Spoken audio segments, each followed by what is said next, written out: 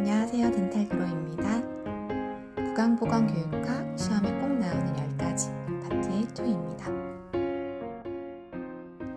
파트 1에서는 욕구, 충동, 동기, 요인의 개념과 동기화 과정, 원리 방법, 그리고 진료실 동기화 과정에 대해서 얘기를 했었습니다. 오늘의 주제는 다음 3가지입니다. 하나씩 살펴보도록 하겠습니다. 생애 주기별 특성과 구강관리법입니다. 19년부터 25년까지 계속해서 나오고 있는 부분이고요. 주황색으로 표시된 부분은 실제 시험에 나왔던 내용을 표시해 둔 거라서 더 중요하게 봐주시는 게 좋습니다. 영아기는 낯가림이 심하고 우유와 모유를 먹는 시기이기 때문에 우유병 우식증이 발생합니다. 유아기는 자기 주장이 강한 시기입니다. 부모님이 아이한테 음식을 줄 때 뜨거울까봐 후 불어가지고 주기도 하는데 여러 가지 경우에서 부모의 구강 내 세균이 아이의 구강으로 옮겨져서 모자 감염이 일어나는 시기입니다. 학령정기는 유치원생을 떠올리면 되고요. 상상력이 풍부해서 공상을 많이 하고 남을 모방하기 좋아합니다. 남자아이는 엄마를, 여자아이는 아빠를 독점하고 싶어하는 오이디푸스 콤플렉스와 엘렉트라 콤플렉스가 나타나는 시기입니다. 학령기는 초등학생을 얘기를 하고요. 사회성이 발달하고 또래, 집단의 관계가 중요해지는 시기입니다. 청소년기는 중고등학생을 얘기를 하고요. 자아 정체감이 형성되고 치주병이 발생하기 시작하는 시기입니다. 탄수화물과 인스턴트 식품 등의 간식 섭취가 증가하는 시기이기도 하죠. 성인기는 치아 상실이 많아서 기능 회복이 요구되는 시기이고 브릿지나 임플란트 등의 가공의치, 보철물 장착의 요구가 증가하는 시기입니다. 따라서 보철물 관리법에 대한 교육을 해주는 것이 좋고 자신의 구강 건강에 대한 책임 있는 태도가 필요합니다. 노년기는 전신질환과 약물 복용이 많아지는 시기이기 때문에 이에 따라 구강건조증이 나타날 수가 있습니다. 고정적인 습관과 사고 능력에 저하가 오기 때문에 오랜 습관과 특성을 감안해서 점진적으로 변화를 유도하는 것이 중요합니다. 다음 기출문제를 함께 풀어보겠습니다.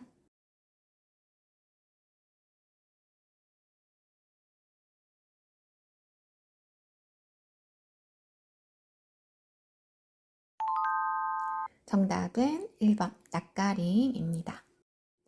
영아기의 심리 발달 특성이라고 했기 때문에 정답은 1번 낯가림이었습니다. 두 번째 문제입니다.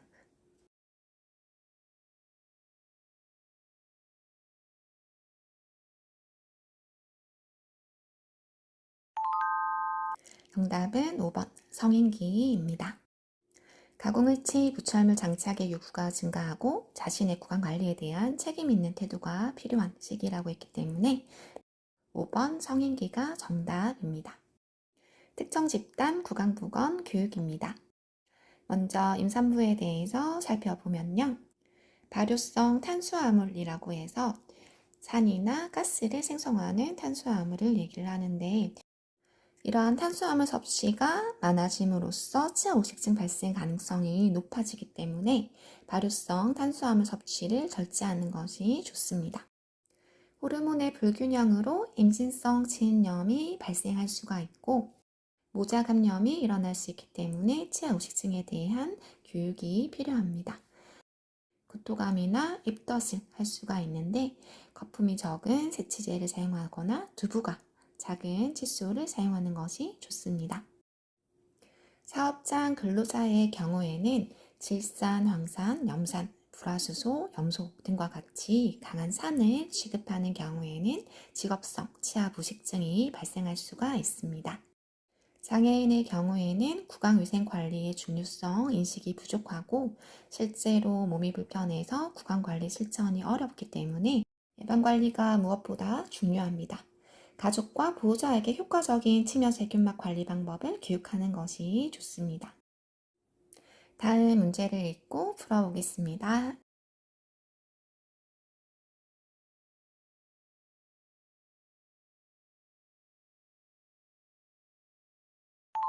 정답은 5번 치아부식증 예방입니다. 불화수소를 취급하는 근로자라고 했기 때문에 치아부식증 예방이 필요하다는 것을 알 수 있겠죠.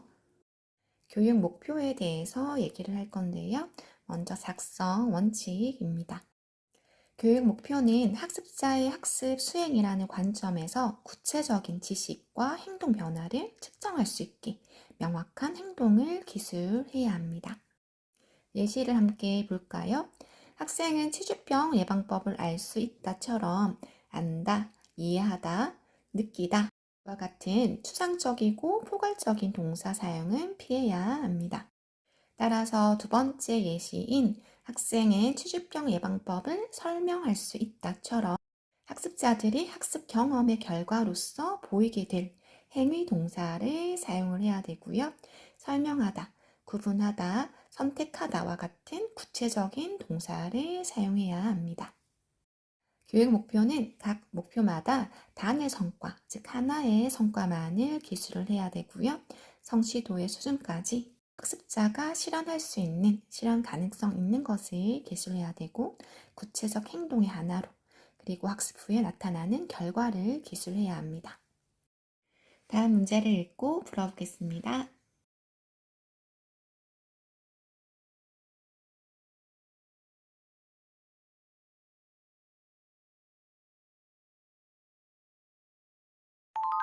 정답은 3번 학생은 치주병 예방법을 설명할 수 있다 입니다. 구체적인 행동 변화를 측정할 수 있게 작성된 목표라고 했기 때문에 설명할 수 있다가 맞습니다. 다음은 블룸의 교육 목표 개발 5원칙입니다. 영어의 앞글자를 따서 룸바라고도 합니다. 교육 목표는 실용적이고 이해 가능해야 되며 측정 가능하고 행동적이고 달성 가능한 5가지의 내용을 포함하고 있어야 합니다. 다음 문제를 읽고 풀어보겠습니다.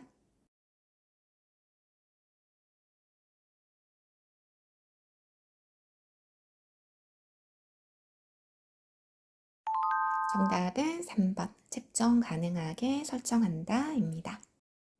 오늘의 마지막 주제인 교육 목표의 교육학적 분류입니다.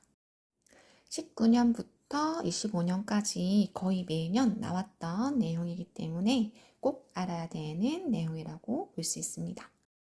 각 항목별로 예시도 잘 봐두시기 바랍니다. 블룸은 교육 목표를 크게 지적 영역, 정의적 영역, 정신 운동 영역으로 나눴습니다. 지적 영역은 다시 암기 수준, 판단 수준, 문제 해결 수준으로 분류를 하고 있습니다. 하나씩 살펴볼까요? 먼저 암기 수준은 기억력에 의존해서 배우는 지식으로 어떤 것을 암기해서 얻는 지식입니다. 예시로 학생은 치아의 명칭을 설명할 수 있다. 학생은 불소도포의 장점을 나열할 수 있다가 있습니다. 판단 수준은 지식의 이해를 바탕으로 구별, 설명, 판단의 능력을 기르는 수준의 지식입니다. 예시로 학생은 유치와 영구치를 구별할 수 있다. 학생은 치아 우식의 발생 단계를 설명할 수 있다가 있습니다. 문제 해결 수준은 완전히 이해해서 얻은 지식을 종합해서 어떠한 문제에 직면했을 때, 즉 어떠한 상황에서 그 지식을 응용해서 문제를 해결할 수 있는 수준의 지식을 얘기를 합니다. 예시로 환자의 치아가 부러졌을 경우에 대처 방법을 설명할 수 있다. 브라켓 주변에 음식물 잔사가 있을 때 구강용품을 사용하여 제거할 수 있다를 들 수 있습니다. 정의적 영역은 교육 과정 후에 학습자의 태도 변화를 요구하는 수준으로 행동할 수 있음을 의미를 합니다. 예시로 학생은 불소가 함유된 치약을 선택할 수 있다. 학습자는 잠자기 전 칫솔질을 실천할 수 있다를 들 수 있습니다.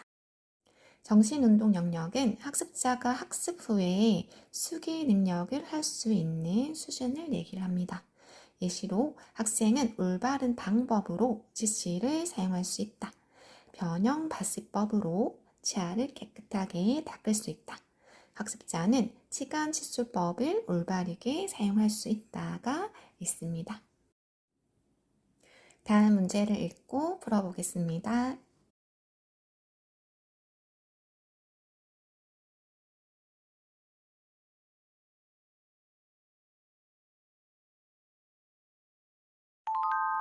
정답은 5번. 학습자는 치간 칫솔을 올바르게 사용할 수 있다입니다.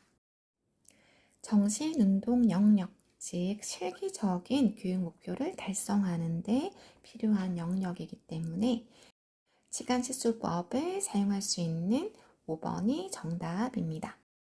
마지막 문제입니다. 문제 읽어보고 풀어보겠습니다.